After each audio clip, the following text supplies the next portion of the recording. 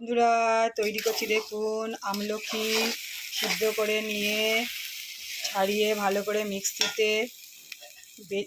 Mixie করে নিয়ে grind করে নিয়ে এর মধ্যে দিয়েছি একটু ধনের গুঁড়ো, জিরের গুঁড়ো, মৌরি গুঁড়ো দিয়ে এবার কড়াইতে ভালো করে এরকম করে নেব। একটু চিনি দিয়েছি আর একটু সন্দক লবণ দিয়েছি, গোলমরিচ দিয়েছি। এইগুলো একসঙ্গে গ্রাইন্ড করে নিয়ে কড়াইতে আমি দেখুন লোহার কড়াইতে এরকম পাতিয়ে পাতিয়ে দিয়েছি। এগুলো গ্যাসের ভীষণ উপকার, শীতকালে মুখরোচকও।